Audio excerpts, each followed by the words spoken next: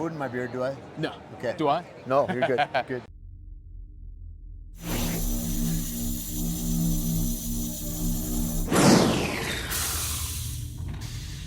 Hello there, troopers, and welcome back to General Kenobi's Bunker. Today we are here at Big Texas Comic-Con, and speaking about big, we got the biggest Mandalorian ever. We are here with our good friend Tate Fletcher. How you doing, brother? So good, man. Good to be here. Thanks for having me on the show. No, thank you for coming. We Yeah. really appreciate it. We've been talking back and forth. So good to finally meet you in person. You too. Amazing. We've spoken before. We did a couple podcasts, all Yep. of that, but finally you're here in the Alamo City. How's it been so far?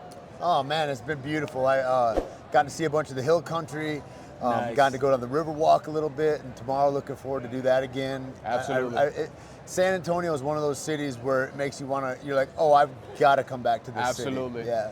Anytime you're here, we'll be out here supporting you Right on. because you're one of the best out there. So I just got a couple questions, as to your experience. I know you talked about it quite a bit, but before that, I just want to say thank you. You are really not just a great actor, a great performer. The physicality of it all, which is nuts, by the way, but you embody that philosophy, right? And you try to share all of that positivism and encourage people out there. So Yeah. I always see you out there pushing, good messages, getting people to take a harder look at themselves and improve themselves. And so Yeah. I just want to thank you personally for being a positive influence in this world. So Well, thank you, man. I think it's all of my mentors. It's like the important thing to do, and they always pushed on me. I mean, whether it's like Ram Dass saying we're all just walking each Right. other home, or one of the guys that saved me when I was in a real dark spot about hear 30 years ago. He says, you get as well as you can so you can help people coming behind you, Tate. That's awesome. And that's been the kind of credo. And so to walk into this, it gives me goosebumps. To walk into this kind of a job and to have a leader, a Absolutely. matriarch like Emily Yeah. Swallow, who's over here next to us, has been a fantastic way to embody all the things that I thought about before. And to walk into this character, I'm like, oh, I know who this is. That's And it's so perfect, right? It's one of those rare instances where the character is actually influenced by the person, right?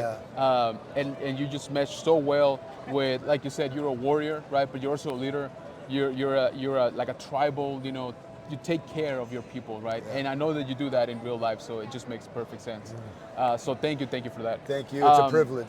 Yeah, I mean, I see it. absolutely. I wear it as a privilege for sure. Absolutely, and in case you guys don't know, so Tate started, involved in Star Wars by being the very first character that our Mando hero comes up with. Exactly. There you go. We fought as Alpha Trawler in the very Exactly. beginning, the opening scene of season 1. Yeah, so he is the meanest person to speak Huttese in all of Star Wars, all right? So sick. Yes, that is Dude, nuts. and what a privilege that was. I got to work with one of George Lucas's linguists that built this beautiful language that really makes Right. sense. It was awesome, man. That's incredible. Yeah. So, and you killed it, by the way. Thanks, I bro. know you've heard it a lot of times, but it was also validated because a little known friend of ours called, the original voice of Paz Vizsla, Yeah. Jon Favreau, came Yeah. up to you like, hey, I like you, right? Yeah. How would you feel about wearing some armor? Right. Yeah, he says, I've got another role for you. And I go, ooh, okay. And I thought maybe I lost the first job, but then he's like, no, I want you to play this other guy too. Yes.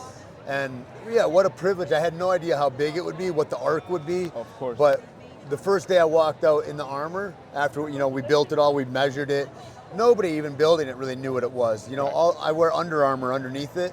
And in those bags from the very first days that we had it, it says heavy bounty hunter. That's all anybody, even the people Okay. building the suit knew Right. about it. All we knew was Boba Fett. Right, Yeah. yeah. And so I come into this and I wear this whole other suit, and then all the execs from Disney and the toy companies and stuff are out there, and I was like, oh, this is a bigger deal than I was considering, Right. Yeah.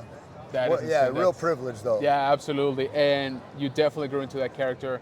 And that character grew, in all of us in the show in importance.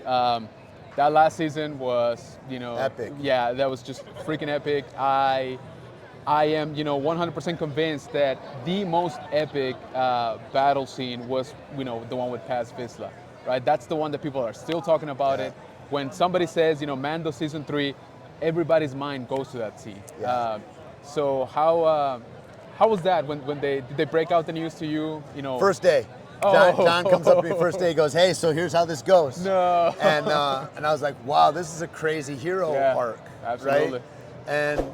And for me, everybody's like, "Hey, I'm so sorry that you left. I'm so sorry that you died." You know, I was pissed and all the feelings, you know. Absolutely. And I see all the fan reactions on YouTube, and I'm like, and I mean, it brings tears to your eye, you know.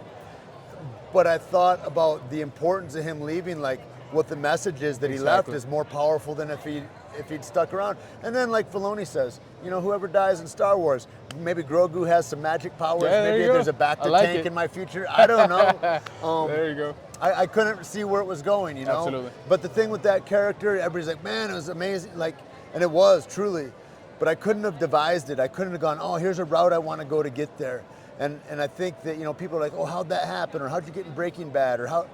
And all I can say is you follow what you love, you know. And if you follow what you love, there's opportunities that come up, and you'll be the guy that's there. And that's kind of what happened. I see it happen for everybody. Everybody that I see that's doing something like that, it's like they followed what they loved, they got excellent at that thing, and then an opportunity comes up, and here we are, you know. Oh, absolutely. And you really did get excellent at it. Well, thanks, We've man. spoken to Tom O'Connell earlier this year. Oh God, what a blessing he is. He is. You know, you and know, I want to say that Jeremy Fitzgerald and Tom O'Connell, and Joe Schilling, they're, you know, Tom and Jeremy especially, they're the guys that that helped me through that. Like Jeremy helped with the climb up to the bird's nest, and Tom in that final battle scene, we'd switch out one for one on those scenes. And he was amazing, and he killed it, and it's such a huge volume of work that I couldn't have done it without those guys. Right. And it was, so, proud to share that with them. How does it feel though? Because and I'd never had any stunt double before. Yeah, I was gonna say. So I was like, literally just about to ask. Well, at first I was like, what? And then I was like, no, this is what this is, Tate. This is what progressing as an actor and a performer is. And yeah, it was cool, man. Yeah, absolutely. Really cool. So that was going to be my next question, right? How does it feel to sort of transition to like the other side, right, of the role or the work? Yep. Because you've done a metric ton of stunt work, right? Like you mentioned, you know, Breaking Bad, Jurassic World, John Wick, you know, pretty much anything that you guys have liked, he's been in it, right? Fast Let's and put Furious, it that way. I got to be in that. Exactly. I mean, a lot of my favorite franchises I've gotten to have the privilege to work in. Awesome. And now to segue, you know, and especially it's like I'm 106 years old, you know, to work out of the stunt world and become a actor. You know, it's always been what I've done because I've always been big, and so it's like I've always played a character. Sure. I've needed to have acting chops, and I've just been practicing that for the last 15 years. Right. And now we're here in this place with the biggest show in the world, and I'm like, whoa, I got stunt doubles. And I'll tell you, Jeremy, I didn't know Tom before, but Tom played Darth Vader also in Obi-Wan. In Obi-Wan, yep.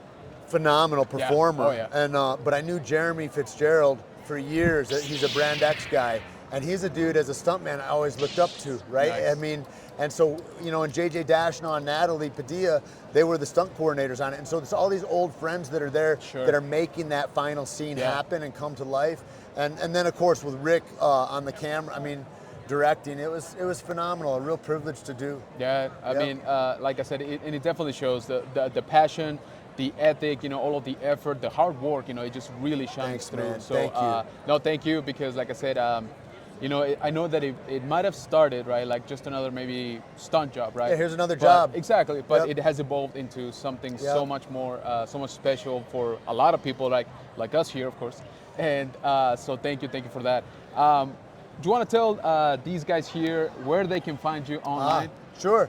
I'm easy to find. Just my name, Tate Fletcher. Tait is my first name, and Fletcher, Fletcher. I'm heavy on Instagram. I forward stuff through to Facebook. I don't go there a whole lot, but yeah, I'm pretty easy to find, man. Also, if you guys are a fan of the caffeine, our good friend here, Caveman Coffee, you definitely want to check it out. They literally got a Mando roast. So I'm just saying, try it out, guys. You will not regret it. Ooh, my friend Mark Bell, he's got a protein on his company. It's called This Is the Whey Protein. Pretty funny. Yeah, that's perfect. Yeah. Anyways. So I won't take any more of your time. Thank you so much for talking to us. I really appreciate it. Yeah. You are the absolute best. Okay, thank you for being here. I hope and I know that you will have an amazing show. So have fun, enjoy the food out here, enjoy the scenery, and we'll talk to you next time you're here. Thanks for popping by. Thanks, y'all. Thank you for the love.